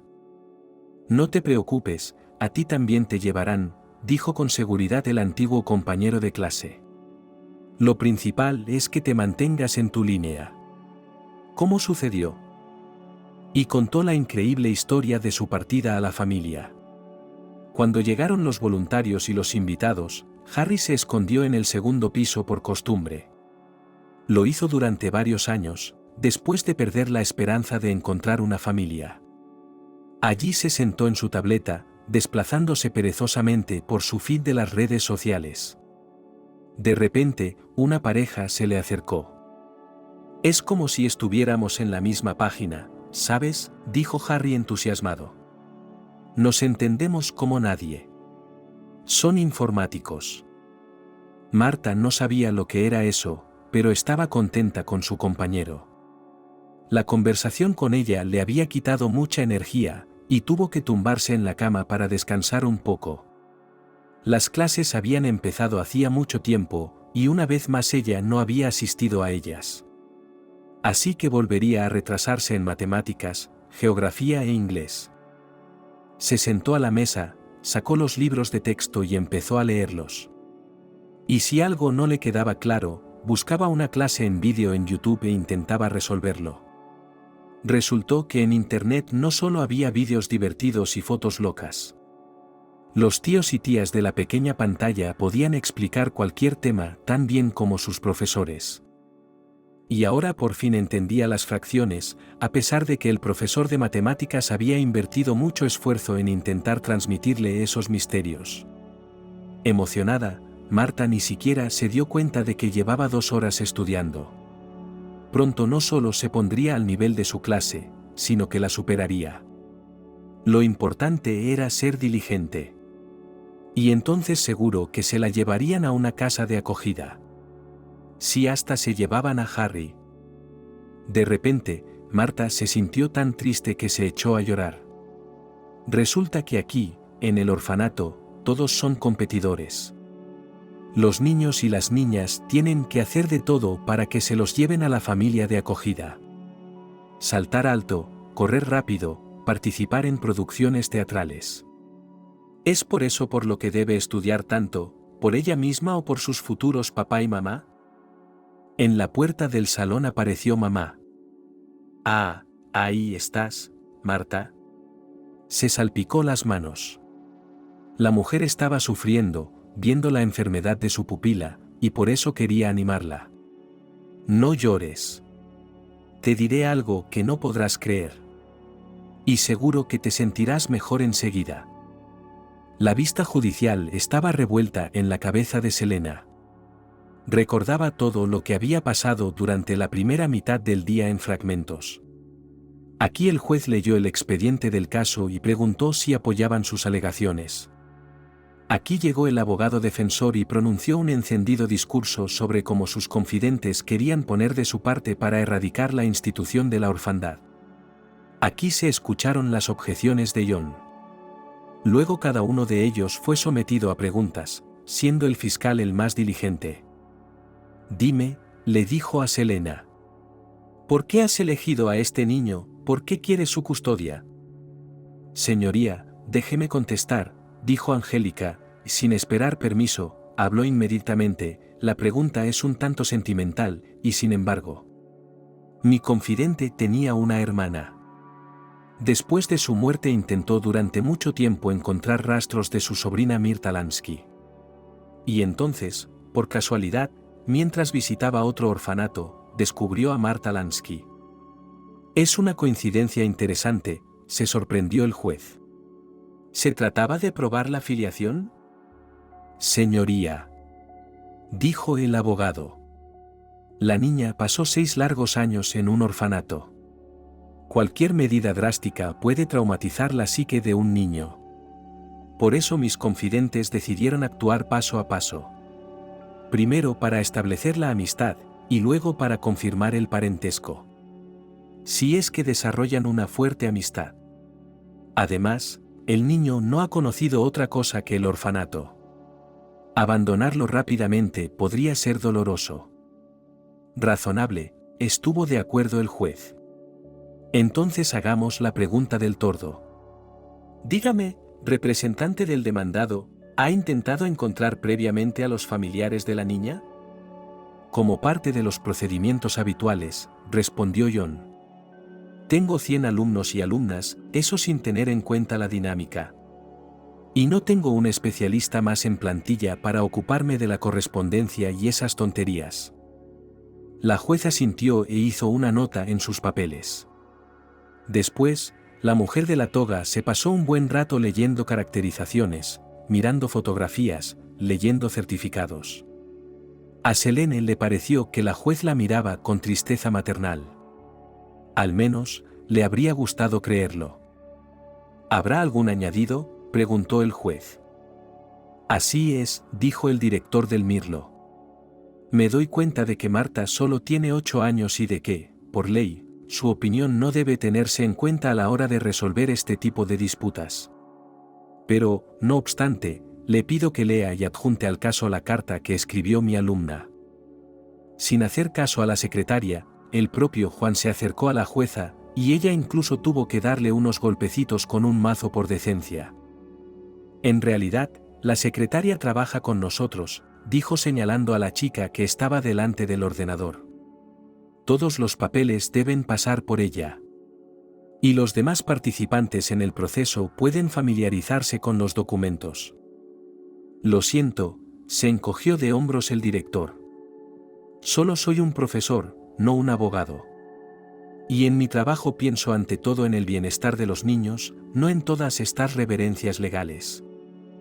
El juez suspiró, cogió la carta con la desparramada letra del niño y empezó a leerla en voz alta. Algunas frases le parecieron demasiado maduras a Selena. Al cabo de un minuto, quiso levantarse de un salto y salir corriendo de la sala, pero Anthony la agarró del brazo. Las lágrimas corrían por sus mejillas. Entre los textos infantiles, Selena solo memorizó unas pocas frases. «Mirlo, este es mi segundo hogar. Aquí me quieren, me aceptan y me acogen.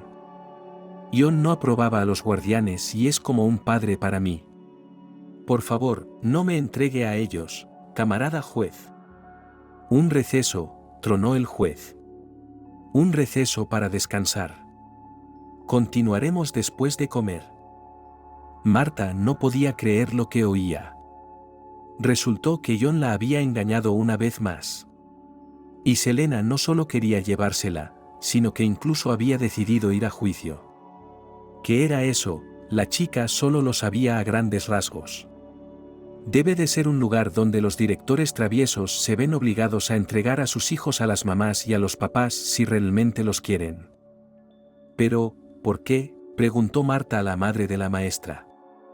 ¿Por qué lo hizo? No preguntes, la mujer hizo un gesto con la mano. ¿Qué somos? Gente pequeña y poco inteligente. Y John es el jefe.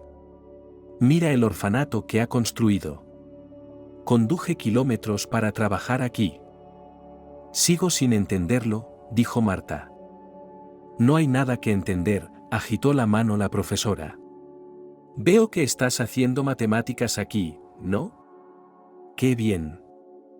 Todo lo que había visto antes en las tabletas de los niños eran vídeos interminables, juegos y estúpidos exámenes. Un chico de su grupo, que había sido acogido hacía mucho tiempo, leía libros y jugaba al ajedrez. Pero eso era más bien una excepción a la regla. Mirando a Marta, se dio cuenta de que ella tampoco pertenecía a este lugar. Era demasiado diferente de las demás chicas. Marta, ¿recuerdas algo de ti?, preguntó la profesora a la niña para mantenerla ocupada. ¿Sobre tu madre y tu padre? ¿De dónde vienes? Marta empezó a escarbar en su memoria. A veces le venían imágenes, una gran liebre de peluche, una cuna de helados altos. Y el coche negro en el que la habían llevado. No entendía a dónde había ido a parar todo aquello. John dijo que, si te encontrabas bien, vinieras a verle, dijo la maestra, con los ojos bajos. ¿No puedo ir?, preguntó Marta. ¿Puede decir que sigo enferma? Ya sabes, querida, que es pecado engañar a los adultos. Además, el director se enterará de todos modos. Vete, no te hará nada tan malo. Anda, vete. Entonces Marta pensó en ir a verle, pero no para participar en su estúpida clase. No, intentaría averiguarlo todo. ¿Por qué estaba aquí? Porque se había llevado a la tía Selena y cuánto tiempo languidecería en el mirlo. Tras el descanso, Selena recuperó la compostura y recordó bien los acontecimientos que siguieron. A pesar de su estado de ánimo decaído, Angélica le explicó, todo iba bien. De alguna manera desconocida podía leer el estado de ánimo del juez y deducir si les convenía o no. No quiero hacerte ilusiones, sonrió. Pero la posición de este gorrión azul es muy débil. ¿A qué te refieres?, preguntó Selena. Le preocupa la protección de la infancia, explicó el abogado. Pero, ¿qué clase de infancia hay en este orfanato? Solo una imitación. La familia es otra cosa. Anthony, ¿has sacado tu baza del bolsillo? Sí, asintió su marido. Esperando allí, al final del pasillo. Leyendo los periódicos. ¿No lo vio ese cuervo? No, respondió Anthony. No ve nada más allá de su pico. Aquí de nuevo los celos aguijonearon el corazón de Selena. En efecto, mientras Angélica y ella tomaban café y caladas, Anthony se había ido a alguna parte. Ella había pensado que era para fumar. Y resulta que tienen sus propios secretos. Pero la chica supo contenerse y no empezó a averiguar la relación. Después de todo, puede hacerlo un poco más tarde. La sesión continuó. Después de comer, el juez parecía claramente más satisfecho y relajado. Revisó los papeles una vez más, aclaró algunas preguntas de las partes y estaba decidiendo claramente si había pruebas suficientes para poner fin al juicio. Como de repente. ¿Quieren las partes añadir algo más?, preguntó el juez. Que conste que es inadmisible referirse a pruebas que no hayan sido objeto del juicio en las querellas. Señoría, dijo la abogada con su cara voz. Antes de que procedamos al debate y ustedes se retiren a la sala de deliberaciones, el demandante tiene una moción. Sí, dijo el juez. Solicitamos. No, solicitamos el interrogatorio de un testigo cuyo testimonio puede desempeñar un papel fundamental en la resolución de este caso. Pronunció el nombre, y el director se ajustó nerviosamente la corbata. Protesto, gritó. Protesto. Orden, Llamó al orden la juez y golpeó su mazo. La parte demandante aún no había terminado de leer su moción. Señoría, continuó el abogado. La comparecencia del testigo ha sido asegurada. Y para preservar ciertos aspectos de privacidad, solicito que el testigo sea interrogado en ausencia de las partes. Objeción, John gritó de nuevo. Esto es una flagrante violación de los derechos de un niño. ¿Cómo pueden interrogar a esta anciana decrépita en mi ausencia? El tribunal decidió conceder la moción en parte, dijo el juez. Interrogar a la testigo en presencia del demandante y del demandado. Betty entró en la sala arrastrando los pies. Había recorrido un largo camino y sus fuerzas casi habían desaparecido. La portera se acercó al estrado y entrecerró los ojos, intentando ver a través del velo de su vejez al juez de la gran toga negra. ¿Te das cuenta de quién soy, de dónde estás? Intervino Betty. Sí, creo que sí. Se lo contaré todo, toda la historia. El director del orfanato se puso pálido y se agarró a su escritorio con ambas manos como si el mundo entero se le viniera abajo. 2 días antes de la fatídica vista judicial, sus subordinados ya habían apuñalado a John por la espalda. Y pensar que él, el escritor y director de la obra llamada Mirlo, traicionó de la forma más insidiosa. Ahora todos sus esfuerzos por construir una relación de confianza con Marta eran en vano. ¿Y si ella descubría que él había tomado su nombre y apellido? No irás a juicio, gritó el director. Despediré a la madre del profesor, lo juro. Tan pronto como encuentre un sustituto para ella. Y pensar que desobedeció sus órdenes. Le dijo a Marta que Selena no solo no había renunciado a su pequeño tesoro, sino que había acudido a los tribunales. Contrató a un abogado, esa mujer engreída con traje. No va a caer sin luchar. Y mientras la chica esté en su poder, es demasiado pronto para rendirse. ¿Escribe una renuncia? El director lo exigió. Escribe que no vas a ninguna parte. O ya sabes lo que pasará. No lo haré, insistió Marta.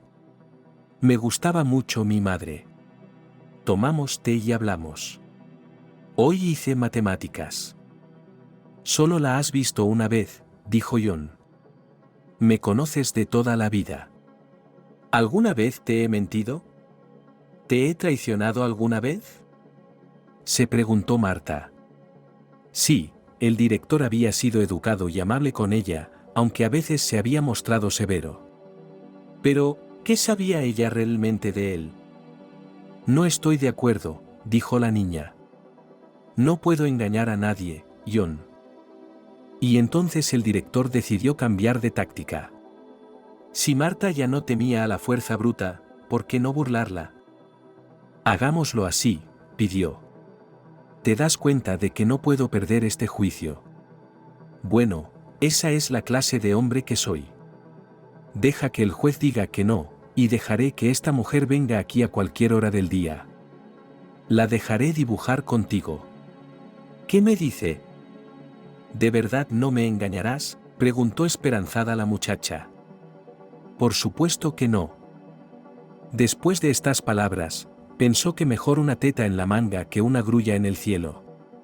Sentada ante el enorme escritorio del director, escribió en una hoja blanca todo lo que él le dictaba. Sin un solo error ni metedura de pata. Tras releer el texto, el director sonrió con los labios y guardó el trozo de papel en su maletín. ¿Y ahora? ¿Empezamos ya la lección? No quiero. Solo reforzaremos lo que hemos aprendido, sonrió el director. Betty se apoyó en la puerta y no daba crédito a lo que oía. Ahí estaba, el hombre de oro. Allí estaba él, el educador sobresaliente e innovador. Poniendo a una niña en su regazo y diciéndole cosas tan terribles. La señora de la limpieza incluso se agarró el corazón, tan avergonzada y dolida por lo que estaba ocurriendo. De mayor serás mía, le dijo John. Estamos hechos el uno para el otro. Ya me he decidido. En cuanto cumplas 17 años, solicitaremos la licencia de matrimonio, ¿me oyes? Marta guardó silencio. Las lágrimas corrían por sus mejillas. Todas las chicas de su edad saben ya lo que es un registro civil, una boda, un novio y una novia. Pero, ¿era realmente este director su futuro marido?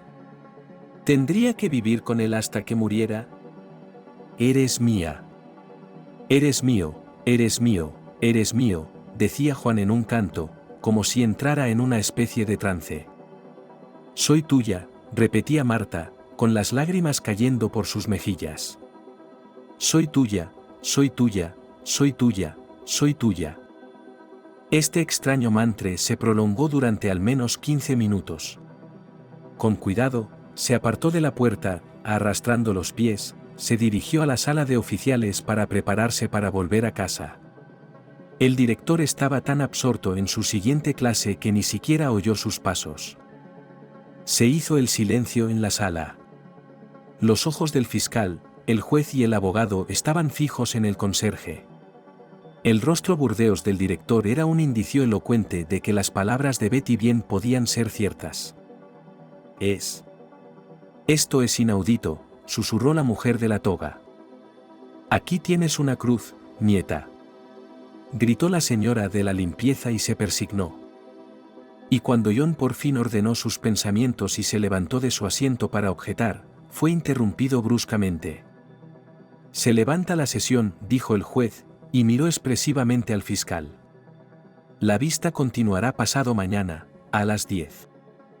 En cuanto la juez se dirigió a su puerta independiente, John empezó a recoger rápidamente los papeles y a guardar el costoso portapapeles en su maletín de cuero. El fiscal se le acercó corriendo con una rapidez sin precedentes para su tamaño y edad. ¿A dónde va?, le preguntó. Necesito hablar con usted urgentemente. Digamos que necesito hacerle unas preguntas. ¿Sobre qué?, me espetó el director. No pienso responder a ninguna pregunta. Adivine, gritó el fiscal.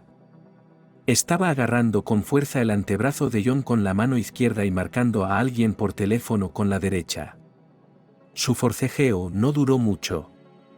En algún momento, el director se desplomó en su silla y apoyó la cabeza en la mesa. Estoy condenado, susurró. Anthony triunfó. Vamos, dijo Angélica. Deprisa, nos han pedido que despejemos el pasillo. ¿Qué pasa ahora?, preguntó Selena. ¿Qué pasa ahora? Ten paciencia, dijo el abogado. Por la noche, Anthony y Selena dieron un paseo por la ciudad. Aunque ya habían celebrado la Nochevieja, el ambiente festivo seguía en el aire. Por todas partes guirnaldas, cintas, grandes figuras iluminadas.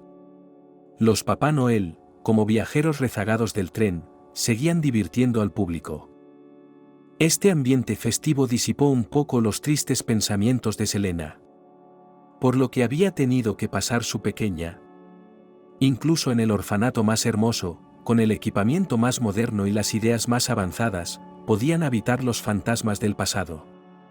¿Sería capaz su sobrina de deshacerse de ellos algún día? Blackbird se puso en marcha y parecía listo para despegar.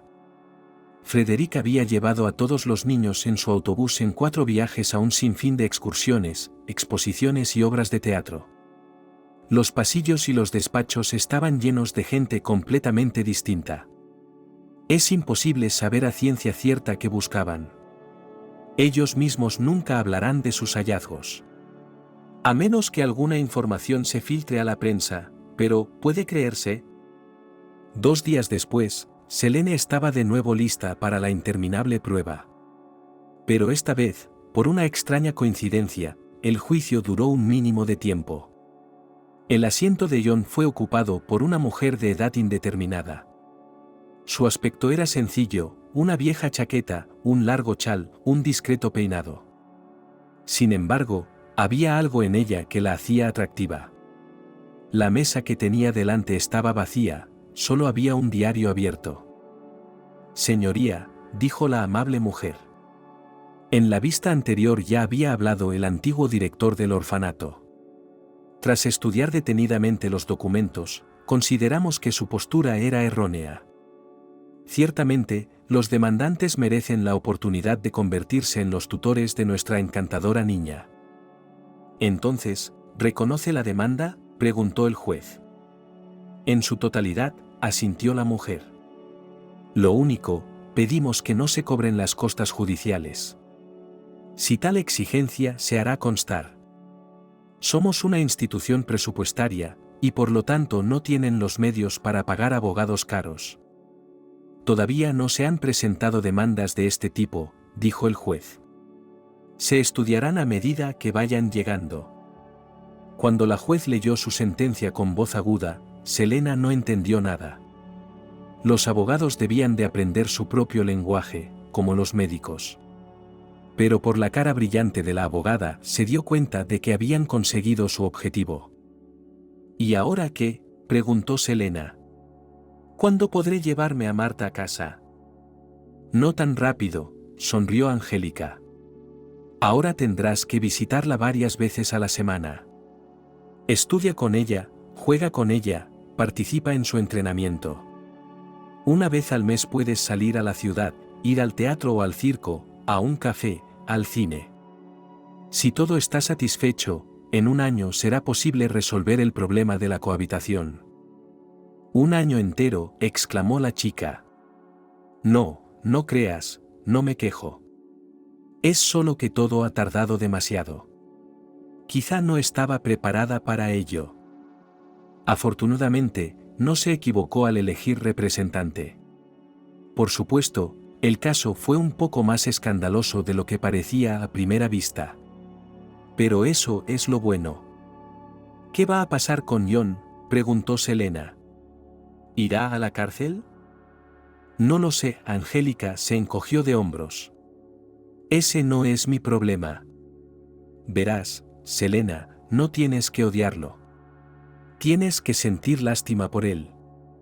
El hombre realmente hizo todo lo posible por encontrar una familia.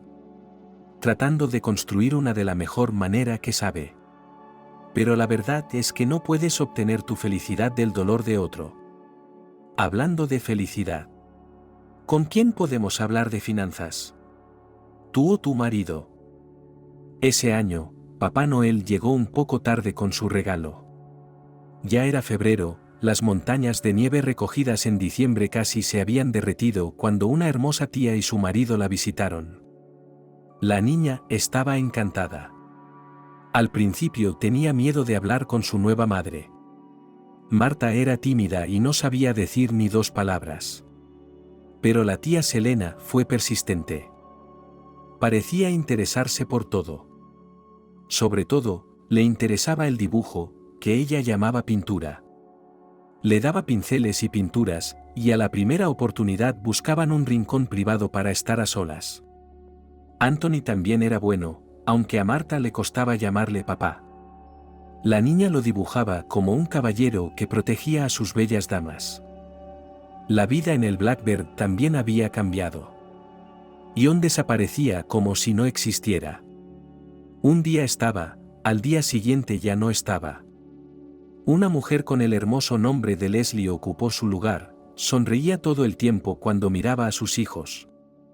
Ya no les exigía que limpiaran, cocinaran o lavaran la ropa, pero a Marta no le gustaba este cambio. Solo tienes que esperar un poco más, mi niña, dijo Selena. Pronto iremos a ver tu habitación. ¿Estás contenta? Marta pensó que las fotos de su nueva habitación no se las enseñaría a nadie. Ni por 1000 likes.